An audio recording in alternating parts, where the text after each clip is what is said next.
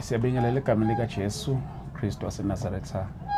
Siyabingelela kakhulu bazalwane egameni lika Jesu.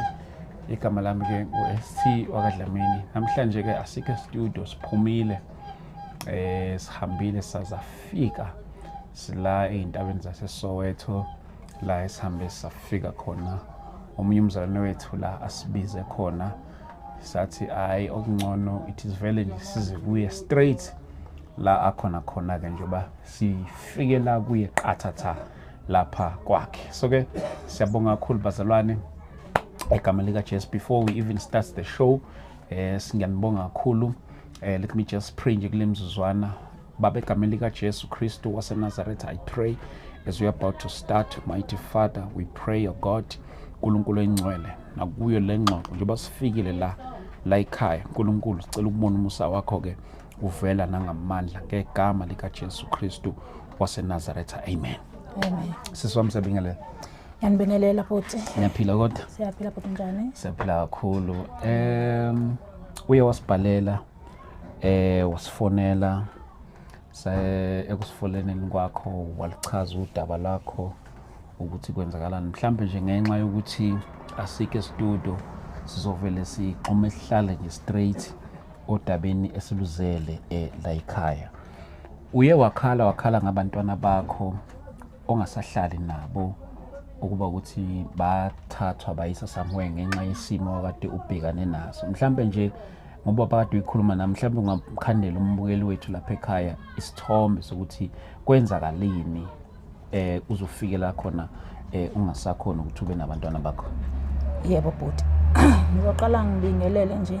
Yes. Egameni lomfeli wethu Jesu. Amen. Igama uthandekile Mavovana kodwa ngangishadele kwaSimeshe, ngisebenzisa isibongo sakwaSimeshe manje. Okay. Engakubeka nje ubalaleli ukuthi ngiye ngagula. Okay, ngiqale nje mhlambe before ngizogula. Okay. Ukuthi kube khona ama highlight ukuthi nokuklashana komndeni and stuff ukuze kufinyelele lana. Okay. Ngiye ngathi sasiya emncwabeni ekhaya. Okay. Ngase ngizophuma nje emshadweni saba nemeeting nobhuti wami oyiphoyisa osekhaya. Okay. Kunendlu ubaba wamangishela yona. Okay. So yimina engionayo, obhuti nje balandela ngemuva. And then ubhuti wangitshela ukuthi njengoba yena ediscover ukuthi unomndeni wakhe akasasizolo babo yedwa, so njengamanje ucabanga ukushintsha isibongo. Isibongo sakhe ukuze ingane zakhe zikhule zizazi ukuthi ziyobani zaba kuphi. Which was he was right 100% bengimseka lapho. Okay. Uthe saqeda ukukhuluma leyo nto leyo wasengitshela ukuthi bekungaba kanjani mangaba ngashintsha le yandlu ibize igama lakhe. Ngoba vele mina bengisemshadweni ngaleso sikhathi kusekhaya lana uyena ufuna ukwakha ama room lapha yana ngoba vele bese nomuzi wakhe. Okay. Just lapha ufuna ukwakha ama room afaka ama tenant.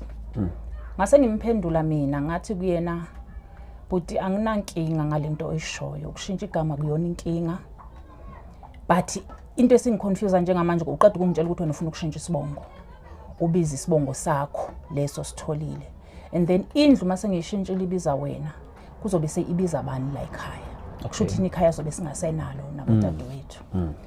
Which is iyona nto eyamphatha kabi ubhuti wami. I think zange iphinde futhi abe right kimi, zange sibe saba right. Ngakhuphuka ngeza la eGoli. Mangifika la eGoli ngafike ngahlukana nomyeni wami.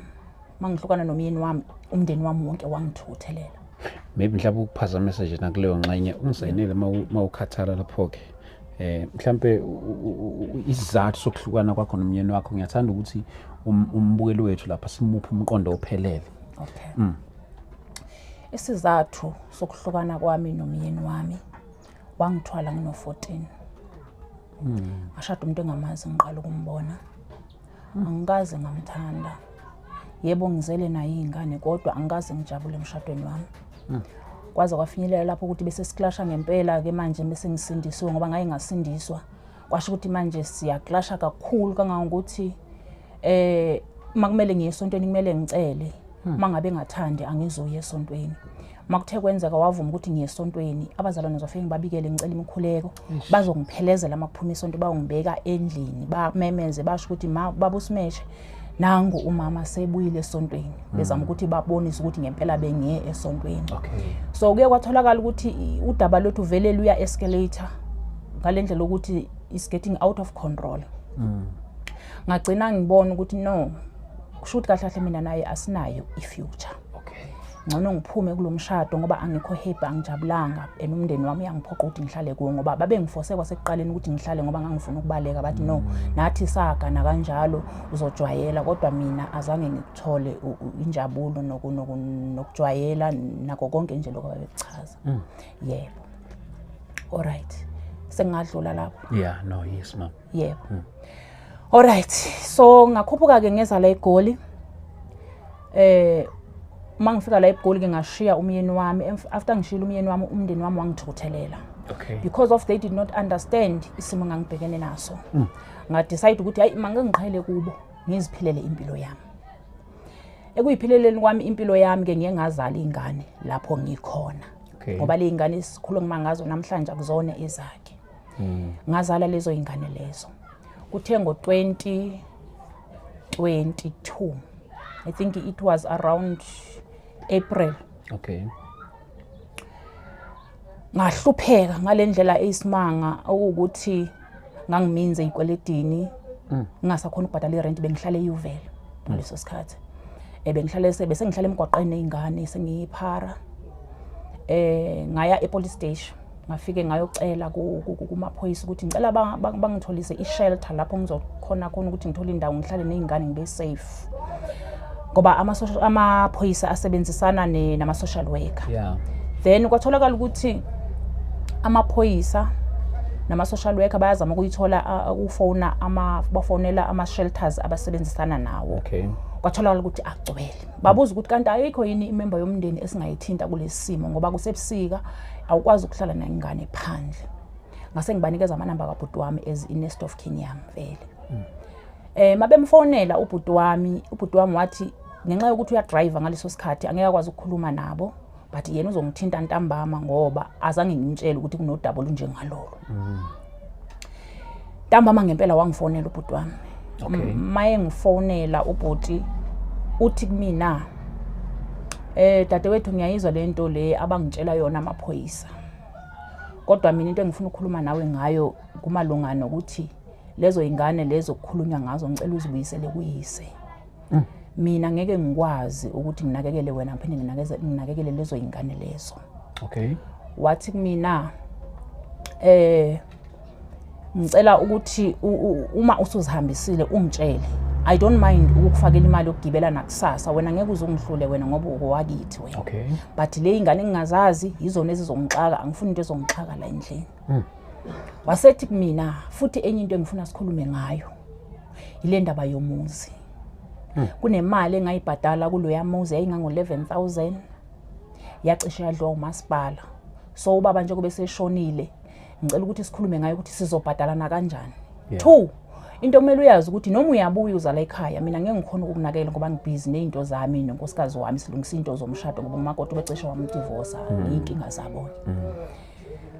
I had to choose abantwana bami than ukuthi ngihambise ingane ngibese ngihamba ngiyohlala ekhaya mina. Washo ukuthi istress sasingaphezulu kwamandla ami, azange kuphele amaviki amangaki ngashaywa istroke. Ngishaywa istroke ngisemgwaqweni ngigciniwe. Ngase ngigciniwe nje somewhere endaweni ecishise ibe sasonto. But kungenamuntu ozongisiza lapho ngoba bebengahlali lapho abazalwane bakhona, but babesiza nje amaphara nje. Kwakuyindawo nje endala nje kuhlala amaphara just ukuthi ngithole ishelter. Ngacela abantu ababeseduza kwami ngaleso sikhathi ukuthi ngicela bangithwalele ingane ngoba ngangigoqekile vele ngangasakhona ukwenza lutho, ngangasakhona ukuhamba, ngangikhona ukugaqa ngamadolo but ngangasakhona ukubamba lutho, ngangikhona even ukuyidlisa, ukushintsha ingane ipampers ngoba khona ingane yasafaka amapampers ngaleso sikhathi. Ngabacela ukuthi ngicela bangithwalele lezi ingane siye police station siyocela usizo khona. Ngcono zilale epolice station ngoba kwakuntambama ingane than ukuthi ngishiye lapha endlini kungenamuntu ongisizayo. Ngempela ke bangithwalisa labantu bafike bazidrop ingane e-police station. Ngasho ukuthi ngitshela amaphoyisa ukuthi ngiyalandela emuva.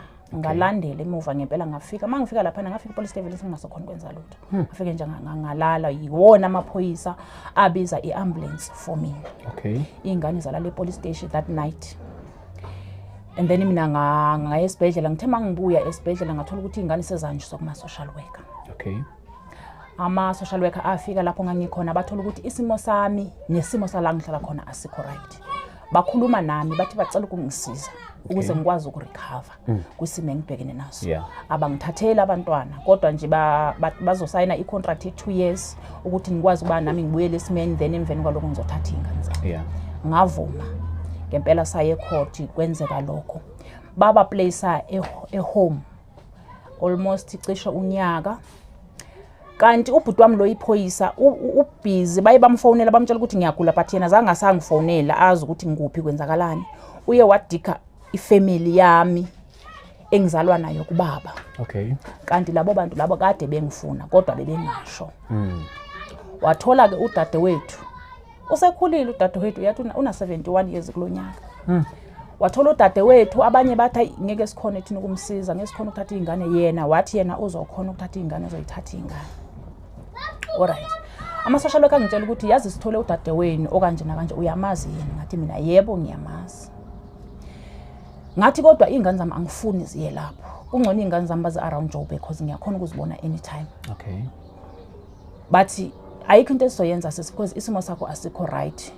Mazihlala la ingane angeke zikwazi ukuhlala isikhathi eside kwi-placement ye-shelter. Kumele zithole lapha ikhaya kunekhaya elifudumele khona. Mangaba kunemember yomndeni esiyitholayo kumele siyinikeze before sinikeza i-strangers ingane. Ngayilwa leyo mpi ngithi angifuni ingane zami zihambe. Wakhuphuka udadewethu ngo-2023 ngo-March nge-17. Okay. Sasizoye ecourt. Ama social worker ngitshela ngalelo langa ukuthi udadewethu usebhasini. Athi hawu usebhasini kanjani bathi uzothatha ingane. Kanjani ngoba ngithe mina ingane ngifuna izihambe. Ene kuza kanjani ukuthi nizongitshela manje ngelast minute.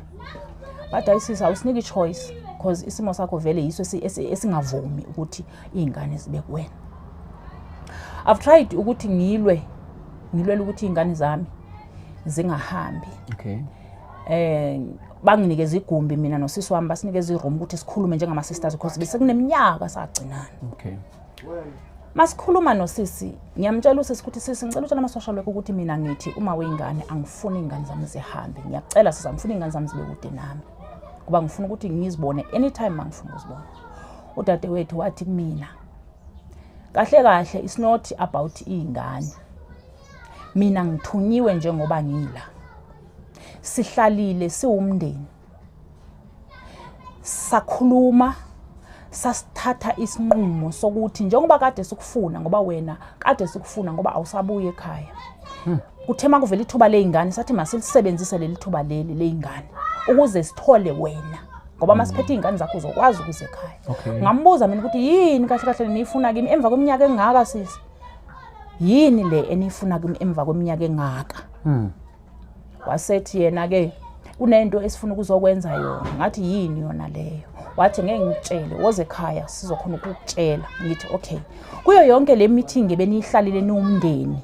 Nizwile ukuthi ngiyagula ingane zike ma social worker. Akukho noyedwa umuntu phakathi kwenu oye wacabanga ukuthi acela inamba yami kuma social worker angifonele eze ukuthi ngikuphi nginjani kwenzakalani. Why ingane zikuma social worker? Akekho noyedwa kulowo members wefamily enikhuluma ngawo. Wasethi yena ke ayikho into engizoyikhuluma nawe mina. Ngathi sisi ngiyacela ngamncenga kakhulu ngamncenga ecourt ngakhala. Wathi ayikho into engizoyenza kuqediwe. Ngaluza icase ngaleyo ndlela because of bengena ndawo yokuhlala ngingasebenzi ngapha ngisa recover ekuguleni. Wahamba ke nengane. Okay before ezohamba nengane then umagistrate ngamtshela ecourt ukuthi ingane zami uyayilahla ngoba ngeke ngiye mina lapho. Ngamtshela ubungozi bokuthi ngiyofinyelela lapho because angikho safe. Kunombango wendlu ngalana udadewethu bama ritualist. Bafuna ukwenza ama rituals ngami ngenkani. So nje bangingafuni wathi kumina udadewethu ngizokulaya. Ngifuna ukubona ukuthi uzowenzani ngizohamba nazo ingane ngenkani. Ngaphenduka mina sengumuntu omubi kuma social worker. ukuthi kusho ukuthi mina ngiselfish, mangiyekela ukuba selfish, ngiyekela ukucabangela mina ngedwa. Umndeni wami uyimisela ukuthi ufuna ukulungisa izinto nami kodwa mina ngihambela kude. Kungani ngenza njalo? Kumele ngicabangele izingane ukuthi what if ngiyaphinda ngiyagula futhi kuzoyenzakalani ngeingane? Ngathi cha, angali. Kodwa mangasetshenziswa izingane. Mangaba kunento abafuna ukuyilungisa nami, bayilungise nami direct, hayi ukuthi kusetshenziswe izingane. Ukuphazamisa njengamanje izingane inoba. Azikho kudadewethu njengamanje izingane. Udadewethu zimhlula izingane njengoba ngisho ukuthi umdala una 71. Okay. Uye wayidamba kwesinye isigodi. Uma wena uveza ukudinga kwakho izingane bathini? Alright. Ngiyengezwa last year kwanomndeni ama extended families wami angithinta ethi ayibo sizwa kuthiwa kunezingane zakho esigodini esithize. Kwenzakalani? Ene lesigodi lesi kulahla khona umndeni wami vele. Ulangazalelwa khona mina. Ngoba udadewethu nebekwe esinye isigodi. Sizokuthiwa kunezingane zakho, kunezingane zakho, kunezingane zakho kwenzakalani? Ngabuya ke ngahlangana nomndeni wami last year ngo-October. Ngasondela iduze ukuthi ngisabele lento abayishoyo. Mangisondela kubo ngase ngizama ke manje ukuthi ngixhumane nabo bathi no, kumele uhambe uyolanda izingane zakho. Thina sinankinga, isimo sakho siyasibona kodwa singakhona ukukusiza sihlanganyele somndeni. Ubhuti wakho lo iphoyisa nalona ola ithembiso kwamomkhulu nodadewethu lo la eOrlando. Bangakhona ukuhlanganisa imali ukuthi ngikwazi ukuyolanda izingane. Kusho bona. Okay. Ngathi mina hayi akunankinga. But angeke ngivele ngisuke la ngiyolanda izingane ngoba izingane zi-under i-court order zizi kuma social worker. So kumele ngiqale ngiye kuma social worker ngizwe bona ukuthi bathini silandele i-process yawo. Kwasho ukuthi abayi-understand leyo nto but they tried ukuthi bayi-understand ngaqhubeka ne-process yakhona ke njengoba ngiqalile i-process yakhona okay ngeke ngabatshela ngo-December ukuthi sengiyitholile indawo. And then beza ke manje ngoJanuary ukuzochecka la siba sengiyitholile indawo bayi-approve ukuthi okay it's fine because into besiyifuna. And then umndeni wami lo obathe bazongisiza ukuthi bangihlanganisele imali ngikwazi ukuyobheka ingane ngiyolanda ingane. Ngiyabatshela ke manje ukuthi sengiready ama social worker athe ngenxa yokuthi ama social worker ke Monfrey abakhona ukuwathola bazamile ukuthi bawafonele kwatholakala ukuthi i social worker kuyilona elibeliphethe case yalezi ingane alisekho. Bazamile ukuthi babanikeze inamba ze-manager yabo. Bazama ukuyifonela i-manager zange wabamba ama-calls wakhona. Bathi kumina benginawo last week Tuesday. Bathi kumina ngenxa yokuthi ama-social worker lawa waseMonfrey asiwatholi lento lena islow ene manje thina silana asikwazi ukuya ngale. Kungcono ukuthi sisiwena uye ngale ukhulume nomama lo ohleli nezingane njengamanje ngoba ngawathola aba-contact wakhe. Ukhulume naye umfakele imali ukuthi agibele ibhasi ekseni ehlangane edrobheni. Nikwazi ukuya kuma social worker nobabili abeke istory ukuthi izingane zifike kanjani kuye. Alright ngathi okay is fine. Ngafika ke la endlini ngamfonela umama. Mangimfonela umama ngimuzwa ekhuphukelwa umoya. Mangimfonela umama hawo mama kwenze njani? Ama social worker athi kumele ngifakele imali ukhupha ukuya edrobheni eMonfrey. Sizokwazi ukuhlangana khona siye kuma social worker. Ngoba udadewethu into ayenza irongo. Kwakumele ukuthi uthema yenenkinga ahambisa izingane kuma social worker. O mangabe kunenkinga ngoba uthi lo mama udadewethu uzishiye izingane kwakhe wayegula. So bekumele ukuthi ayo attenda i-appointment yakhe kwaDokotela ngazi ukuthi kuphi. Ngithi manje why engayanga kuma social worker? Wase yakhuphukelwa umoya lo mama wathi kahle kahle uchaza ukuthi udadewenu beka wrong makalethe izingane zakho lana kusho ukuthi izingane zakho uzilethe esigebengini. Ngithi mama ungangifaka amazwi emlonyeni. Mina into engizama ukuyichaza la ukuthi udadewethu bekumele aye kuma social worker afika watshela ukuthi njengoba ngigcine izingane zikadadewethu manje sengiyagula. Ngicela ukuthi ngiyigcinise kwi-relative yami. Uma bekathiwa njengamanje siyasuka. Yebo. Silanda izingane. Yebo. Njengamanje. Singabuya naso. Izingane kuzomela siqale kuma social worker eMonfrey. eMonfrey. Yebo. Okay. Yebo. Then sizobona ukuthi athini. But because of the situation because izingane zami azikho esimeni si-right njengamanje la zikhona. I think bangavuma ukuthi sibuye nazo. Laba abanezingane. Laba abanezingane abanasey. Imvume thina sizoyithola kuma social worker ake Monfrey ngoba kumele siqale kuwona siwatshele sonke isimo. Ngamanye amagama laba banqabi nezingane. Laba bayanqaba nazo. Banqaba ngaliphi bona? Mabenqaba bathi ngoba bathe laba bazongisiza lebe bethi bazongisiza ngithe mangibabikela udaba ukuthi okay kuthiwa mangihambe bathi bona hayi angeke sikwazi ukuthi sikusize ngemali ngithi hawu kanjani ngoba benithe nizongisiza ukuthi ngikwazi ukuhamba ngiyolanda ingane bathi bona cha angeke sikwazi ukukusiza thina wena ungahlangananga nomndeni hamba uye kudadewenu lo othi awufuna ukukhuluma naye kumele uyokhuluma naye ngoba lo muntu ingane zakho zisezandleni zakhe even ubhuti wakho lo yiphoyisa hamba uyokhuluma naye ngoba izingane zakho zisezandleni zakhe ngathi mina ngeke ngikwazi ukwenza lokho labantu laba ngikhulumi nabo mina angikhulumisani nabo ngeke ngikwazi ukukhuluma lutho nabo and angikho safe cause nina anazi ukuthi kwenzakalani umfowethu ungifake ku-insurance 2 kunale yandlu lese Kokstad ekhaya ayibangayo njengamanje aplanile ukuthi ufuna ukwakha ama room ngayo makulala mina uyahamba uyoclaim imali 2 uthola indlu akhele ingane zakhe ikusasa what about ezami ingane bona aba understand umndeni wami ukuthi why kungani ngiyibalekela lento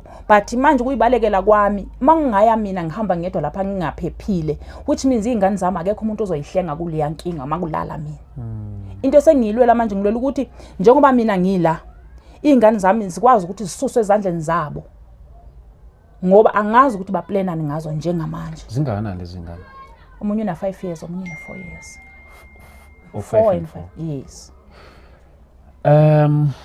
mhlambe laba othi izingane zihlele kubona vele bona banasay wena masuxhumene nama social worker ngale bona bangakwazi ukuthi bathathe izingane bazokunikeza into ebengifuna ukuyichecka mina ukuthi akukhonakala yini ukuthi wena ubatshele bakunikeza izingane then wena bese reportela ama social worker ukuthi izingane uyilandile cha akukhonakala ngibuzile kuma social worker lawa ala bathi it's not allowed mangingenza kanjalo ngingaboshwa kwamina ngoba kune court order yonke into kumele ihambe ngeprocess angina power yokufika einganeni zami kumele kube ama social worker asukayo eMonfrere ayolanda izingane lapha abese yayinika mina yeah but uyakhona ukuxhumana ke nazo izingane ke wena ke izingane ngiyakhona ukuxhumana nazo but ukuxhumana kwakhona akukho kuhle ngoba bona bafuna ngiyofika lapha bafuna mina labantu laba abahleli nezingane bathi bafuna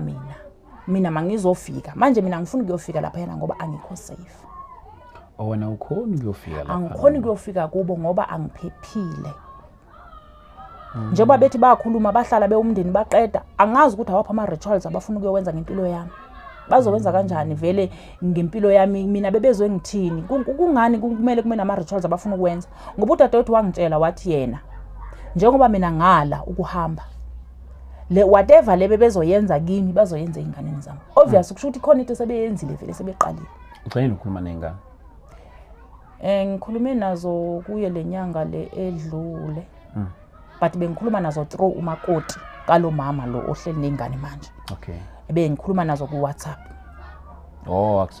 bengakhuluma nazo ephone ngokwe phone call bengikhuluma nazo ku WhatsApp kama voice note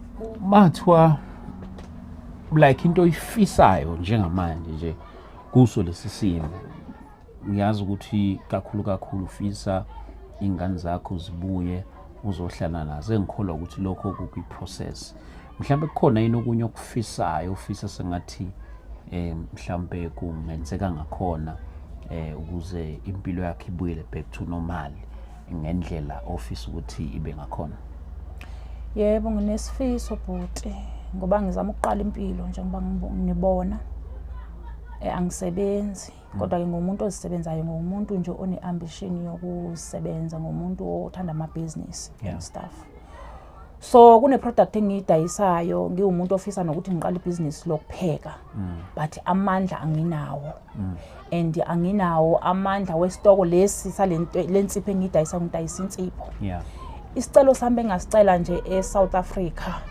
nakubabukeli ngicela usizo ukuthi ngikwazi ukulanda izingane zami bangisize nge-startup capital se-business ukuthi ngikwazi uqala ibusiness ngoba ngicabanga ukuthi ngiqale ngivula ikhishi la ngemuva nje bakubhizi vele lana ngenagesi abantu abaningi vele amadoda abapheki ngikwazi ukudayisa ukudla ngazi ukuthi izingane zami zila nami ngiyapheka khona lana izikolo zila eduze yonke into ibe seduze ikwazi ukuthi impilo yami ibuyele esimeni okay yebo nemithandazo ngiyayidinga kakhulu ngoba ngibhukhe i-appointment nomama Matekwane. Okay. Bathe ngibafonele namhlanje bangitshela ukuthi ngambona nini because le ndaba i-deep spiritually i-deep kakhulu spiritually abantu benyama ngeke baze bayi-understand.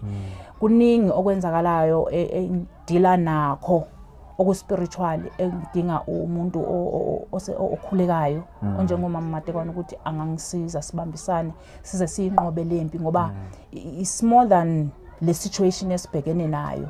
Njoba ngisho ngithi izingane already ikhona ama-rituals asebebhizi bewenza bawenzile ngazo izingane angazi namanje ukuthi bahleli ukwenzani ngazo izingane ngoba enye into engayizwa ukuthi ngalomama lo ohleli nezingane wangitshela ukuthi udadewethu izingane lezi azimfuni ziyakhala ngoba ngikhumbula usuku lokuqala ngizifonela mangikhuluma nazo efonini ngazi ukuthi ivoice yami yayicisha ifana nekadadewethu okwenzakalani ngayibona ingane igxuma wathi awuyenzeni yini osoyikhulumile efonini ingane nayi iyagxuma ngibona iyangibamba kwenze njani yini osoyikhulumile ingane ngithi hayiba ngi-understand akunanto engiyikhulumile mina ngizama ukukhuluma nje nengane yami bakithi kanti kwenzakalani washo ukuthi hayi awamfuni umamkhulu wakhe angazi ukuthi yini le ayenza enganeni azimfuni nokumbona kuthiwa zikhala noma ngathi uyazithatha ungena nazo ebhasini uya eMonfrey ngoba into ayenza yama-social worker ngale awenza umsebenzi wawo kahle atshela yena ukuthi makeze nezingane bazozibona edrobheni abesebuyela nazo ukuthi bayo-check ukuthi izingane zisahlala laphayana abakwazi abazazi nokuthi namanje izingane azikho kudadewethu abazi ukuthi sezinonyaka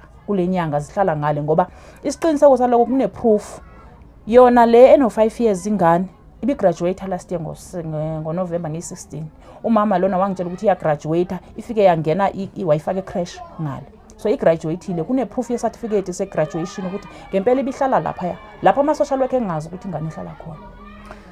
Singakhona ukubafona just nje ukucheck izingane ukuthi zinjani ziyaphila okunikeza abantu isithombe bethu lapha emakhaya since nawe uthi nje sekudala ugcina ukhulume nazo ugcina emavikini just to check nje sizwe nakubona lapho ukuthi injani inhlala kahle yabo okanye ukuhlala kwabo nezingane khona ngale. Yebo bhuti ngiyakhona ukuxhumana naso. Ungasipha inamba yakho nezwe lababukeli bami lapho emakhaya zona bami mhlawumbe ukubuza nje ungadinga malini ukufinyelela ukulanda izingane mhlawumbe imali nje roughly ngoba ubhuti bethi 700 isingile yes bethi 700 yes okay yes bethi 700 isingile. Okay, cela usiphe inamba sikwazi ukuthi sibuze sicheke abantwana ukuthi banjani. 082 noma mhlambe nje singayibizi nje si lokusana yona ipla. Okay.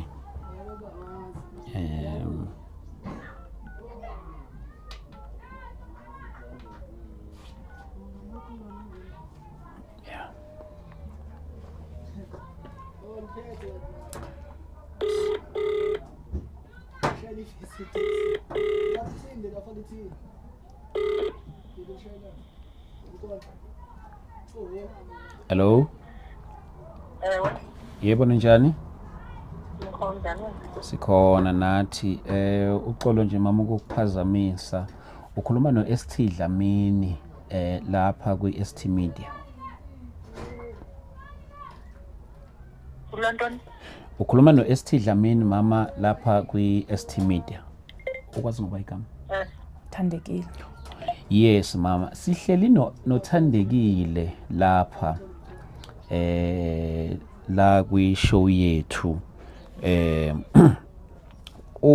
Ubekade nje usixoxela ngodaba lwakhe ngempilo yakhe nje ekuthenini izinto adlule kuzona sasithi hayi no since ngoba sisinaye kungakuhle nathi ukuthi ngesifone nje just ukubuza ekuthenini ukuthi abantwana mama banjani ngaphoke ngoba ngiyazi ukuthi kukho konke uyazi ukuthi uhlelele ekuthenini ukuthi abantwana bagcine bakwazi ukuthi babuyile bezohlala naye kanye naye ngapha lapha eGoli. Abantwana banjani?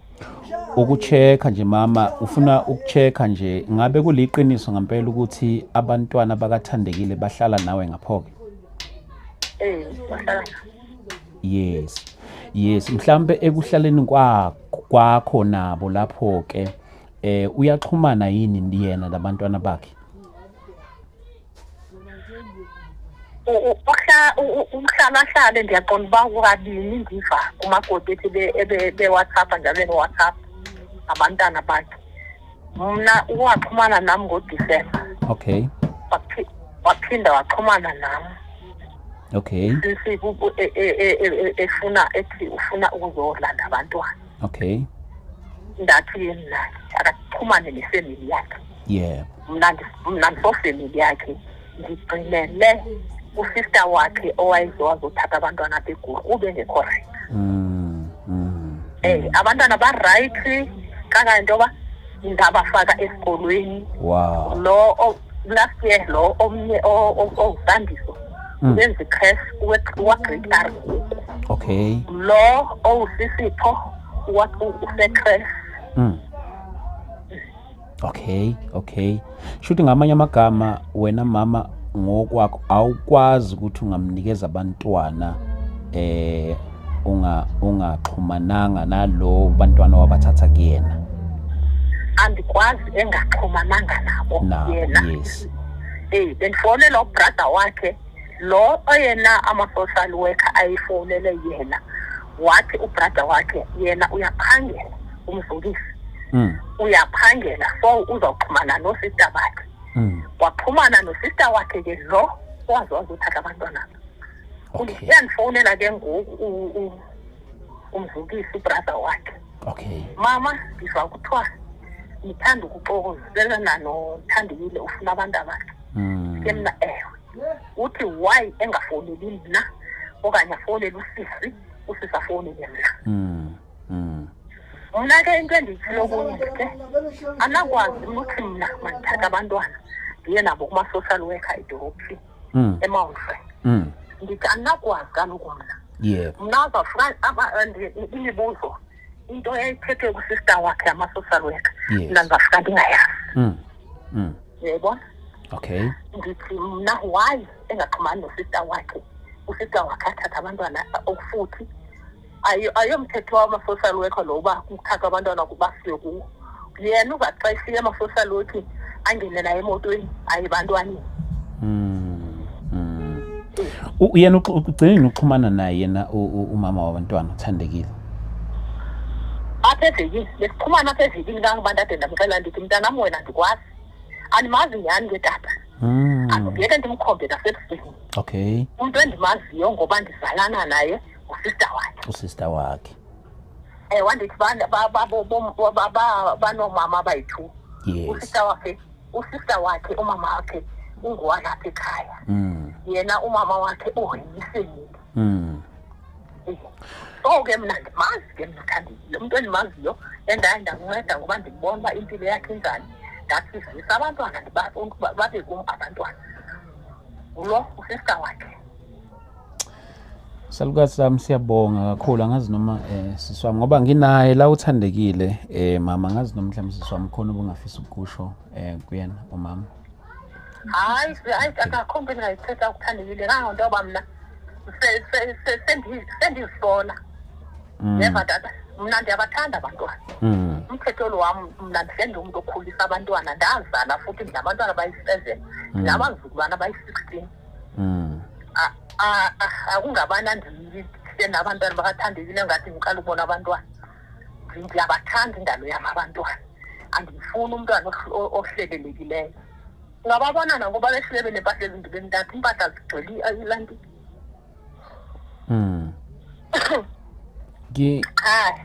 Yena uThandekile yena ma-social worker nasenimbona ukuthi u-right for bangahlala nabantwana. Ngoba ndiyabuza ke ku-brother wakhe ukuthi aba bebesema-social worker sebathathilena abanye. Uthi hayi abangabathathi. Ngoba ubrother wakhe uthi wayethe yena akaqala athathe abaya abakema-social worker ahlale nabo sizombona ukuthi uyakwazi ukuhlala nabantwana. Okay. Ngikholwa ukuthi mhlawumbe mama kuseyinhlelweni zokuthi mhlawumbe akwazi naye ukwenza ngendlela e-right ukuthi abantwana mhlawumbe agcine ebalandile. Angithi kulokho mama awuzukuba nayo inkinga uma enza ngalo uhlelo lama-social worker ukuthi abalanda abantwana. Hayi mna ndinankinge tata. Andinayo kwankinge usiba yena uhambe ngohlelo olu-right wadibana nezizalwane zakhe ezaneleta zayo yama-social worker bakhululela abantu abathi noba ngondi bakhulisile tata lo omncinci wafike efaka ipampers ndiba ndithi ngoku ukwe-cref noba yena nebathatha tata angabona ukuthi akababethe ngeyanela babhubhe kodwa uzabe bathatha be-right into engingaphulisisileyo tata uthambisile sihambe sahamba nasithetha wathi yena athi ama-social worker laba bantwana bahlala pho kwakho ngongekho mthethweni ndabuza noba nje babe lapha kwam nje bake esigebengeni ofokanye bangciphuthekile ulo mntana uyafotela abantwana bakhe izitumtum batyebile bahle uyafotela undibonga kanjani endibonga kanjalo tata ngangobani ukugqibela kwam uthetha naye ndathi kuye uyabona ke mntanam ngoba ndikwazi nokukwazi okwesibini andifuna ukuxoxa ndandinceda umzala mna ndandinceda usista wakho ndandincedi wena so vele ndibathathe abantwana ndibaphilise phaa kusisi wakho njengoba lethi ndiyabavakashisa ndiye nabo phaa kusista wakhe nase ndiphuma bathi isilo ndiye ndifike nawo No, mama siyabonga kakhulu. Ngithemba ukuthi inhlele right nangokomthetho mhlambe sizolokhu ziqhubeka. Bekuyilokho nje just ukuthi sithola isiqiniseko sokuthi abantwana bayaphila ba right. Baphila bafunda abantwana umnye ke-cref omnye kwa-grade R. Okay. Kade ndathona ngoku uye ndithe mna kuma-social worker ndandithethe nawo ngaphandle ndathi uma umkhuhlane uyafika nizojonga abantwana nifika ndingekho niye kubo esikolweni bake esikolweni i-cref isesikolweni umuntu omdala uko-grade R ikwalapha esikolweni kwalapha entla kwam ngokufutshane. Okay. Cha wona tata uthandekile akadibane nezizalwane zakhe ndide ndamxelela ndifike mna njengoba engathi ubalekela kude usisi wakho usondela kusisi wakho ngoba igranti yabantwana khona usisi wakho andiyike mna islentabelandi long process ngoba lebalekela kudela lo kaloku kufuneka usisi wakhe acike igqi ngakuyo then iphasi lokuthandisisa yebo ngoku lo process leyo ibizenzeka nedibano nosista wakhe kwangoku eselapho isazama ukuzaqapha azame ukuthi sisi ndizazobathatha abantwana ma uphathela abantwana noba ileliphilina funeka uzithoba uzehlise ndizazobaboleka abantwana njengoba ndizazobaboleka abantwana bendicela uba ungilungisele igranti yebo ukwenzela igranti ibuyele ngakuyo. Mama siyabonga kakhulu ngesikhathi sakho mama makhona okunye nje mhlambe esobe sifisa ukuchecka nawo abantwana mama ongadinwa yithi nangelinye ilanga masikufonela. Nangxaki mna tata nangxaki ngoba ndihleli nabantwana abantwana zange bazivise emhlabeni baziva bothandekile othandekile ogqiba abantwana angamahoyi. Siyabonga kakhulu mama uNkulunkulu akugcine lapha.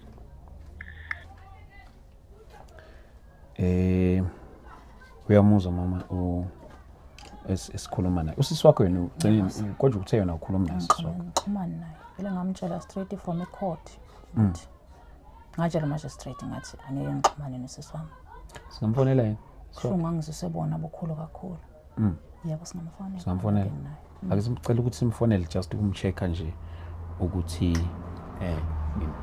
okay no it's fine it's asizomfonela angayistop it's fine ngicela usiphi number yakhe lapha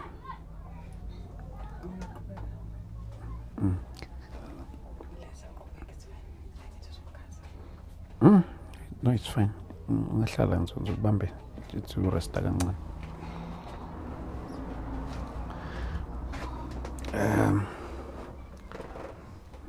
sexolisa abazali bami lesiphithi khona besibambele into yokushutha lapha ekamera manje asikho e-studio siyazama uku-improvise lapha kancane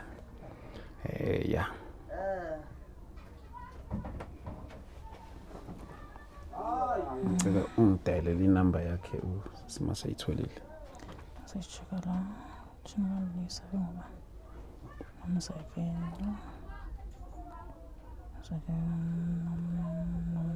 Uzoyikhipha le phathi. Nayi inamba yakhe. Okay. No, ungayibizi. Ithathe. No, ithathe. Yeah. 07 what? We are protecting our people.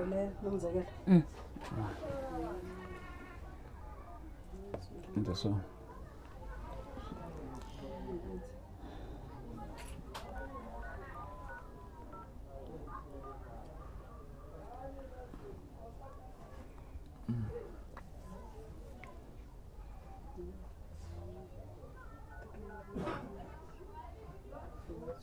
Maybe it's not.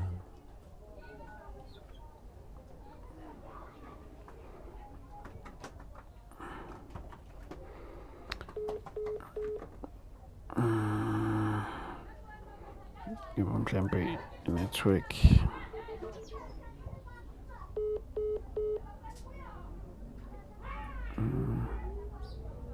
Angibonisa.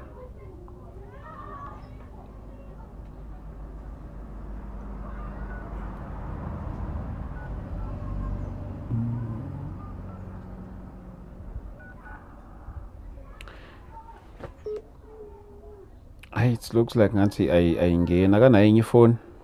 Unless ngicela kuye lo mama kuyo nayo. It's fine asiyeke. Just nje update abantu lapha emakhaya. No siyazamile bazalwane ukumfonela usisi wakhe udadewethu kodwa inamba ayingeni. Besifuna ukwazi ukuthi sithinte wonke amasana. Mhlawumbe khona ongayiphendulela kukho lokho bekade kushiwo umama ebekade siqeda kumfonela. Akukho ngako engakhuluma ngaye umama. Inkinga isekuthenini abanalo ulwazi ukuthi kwenzakalani ukuze kuthathwe ingane. Udadewethu wafika wabanikeza information wrong. That's why umuzwa umama ekhulumela phezulu umoya wakhe phezulu kakhulu. Mina naye asikwazi ucommunicate. Okay. Because ukwatile ngenxa ye story awasitshela udadewethu ukuthi ngoba udadewethu wathi mina ingane ngangiyilahlele. Okay. Ngayishiya emkhukhwini ngangiyivalele amaphoyisa afika athola ingane emkhukhwini azithatha nama social worker. Akekho okhulumayo ukuthi ngangigula ngoba ngiphethe ubufakazi incwadi zasesibhedlela lapho ngangadmitwe khona mangigula nencwadi futhi yase hospice eyayibhalwe udokotela yazoyifaka isigxivizo wayifaka isignature ukuthi kwakumele ngiye ehospice ngiyonakekelwa khona because ngangigoqekile mina ngingakhona ukuzenzela lutho. So ngifuna ukuthi igama lami ligezeke ngoba indlela esengidume ngayo ngakithi indlela abangikhulume kabuhlungu ngakhona akukho noyedwa umuntu othi ongilalelayo njengamanje kwisimo ngibhekene naso ngoba bane information wrong ngami. What is that? Okay. Esibhedlela ngahlala only 1 week. Okay. Zangihlala isikhathi eside because baye ba discover ukuthi arthritis but they were shocked ukuthi how come ukuthi arthritis umuntu imgoqo ngoba ngangigoqekile nje kanje njengomuntu oshaya stroke ngangakhona next kubhaliwe yonke into because nginalo icard le physio lapho ngangikumele ngiyowenza iphysio x-ray yakhipha ukuthi inkinga yayilana nalana nama shoulders nama elbow nama wrist. Yeah. Yes. Angazi mama khona umbuzo ngaba nawe. Okay. Ngicabanga ukuthi dadewethu ake sibone ukuthi after ususikhulumile istory sakho siyothatha sikubeke. Mhlawumbe kubantu abathi siyafisa ukungenelela estoryin sakho ukukulekelela mhlawumbe la ongalekeleleka khona. Ngiyazi ukuthi sibuka abantu abahlukene abanye bazi imithetho abanye bayazazi lezi zinto kangcono ukuthi umuntu esuke sesimeni sikanje yipi into right kumele ayenze. Sibuka njengabantu abahlukahlukene. Mhlawumbe kumuntu osibukele lapha othi cha ngiyafisa nami ukuthi nangolwami ulwazi oluncane okanye nami just ukulula nje isandla ukuthi senze into ngokufaneleyo bangakuthola kanjani? Bangangithola kuma contact wami or bangangithola even kuye uST uThabani. Yes, bangakhona ukungithola kuzo lezo indawo. Okay. Yeah. Mhla ama contact akho mawukuthi uright ngawo. Mawukuthi uright ngawo ungawashiya kodwa mawungekho right ngawo kwabakudinga bokuthola kithi. Yebo, ngingawashiya akunankinga. Nakunankinga ngisho ungawasho. 063 Yes. 753 Okay. 0117. Okay. 063 713 0117. Igama nguthandekile. Yeah, funa. Umbuzo ogcina ukubuza nje ukuthi Khulumela.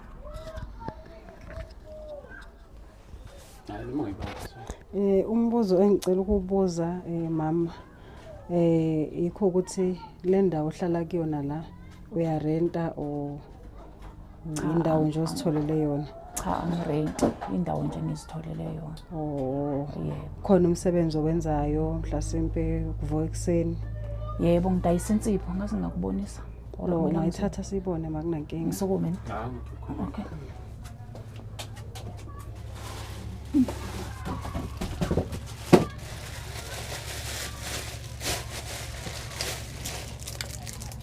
Nayi i-product engiyidayisayo, ngiyidayisa emahostela eAlexander, eDube, eJabulani. Iyona bengifisa ukuyi-extend ukuthi ngidayise nokunye ngingadepend kuyona kuphela.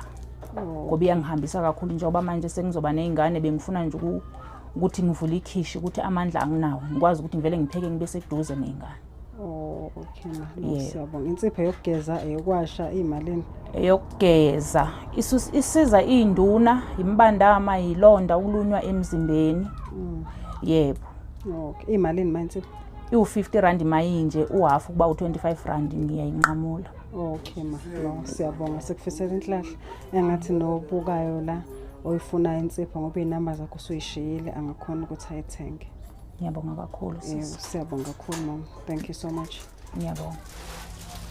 Bazalwane siyabonga lapha emakhaya uNkulunkulu anibusise ke senizwile istory mina nani ngicela sihlangane lapha e-comment section sizwe nangani ukuthi mhlambe kuphi kuye nekubonayo singakhona ukuthi kusizakale kulolo nalolo daba mhlawumbe amazwi akho okugcina siswami sovalelisa mhlawumbe ungathini. Ngingathanda ukubonga lelithuba engilitholile. Ekade ngilidinga ngikhala yonke leminyaka ngidinga usizo ngingalithola. Yeah. Kungekho umuntu osabelayo emndenini ngoba umndeni wami ungilahlele izandla. Nginethemba lokuthi eSouth Africa bakhona abazothinteka kulesi simo bangisize nami ngibe umama einganeni zami ngoba akekho umzali ongafisi ukuthi ingane zakhe zibe seduze kwakhe. Mhlazana ngithola izingane zami ngiyosho ngikwazi ukulala nokuthongo. Ngiyabonga. Sibonga kakhulu siswami uNkulunkulu akugcine ke asibusisele wena lapho ekhaya. Amen. Amen.